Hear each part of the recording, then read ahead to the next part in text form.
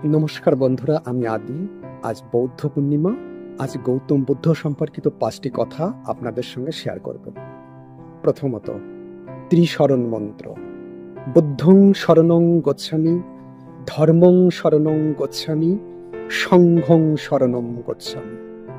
দ্বিতীয়ত, love me or hate me, both are in my favour.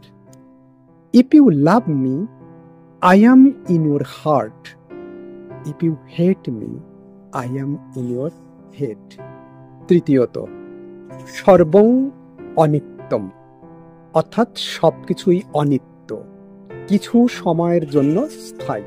চতুর্থত, সর্বং ক্ষণিকং, অর্থাৎ সবকিছুই কিছু সময়ের জন্য বা কিছু ক্ষণের জন্য স্থায়ী।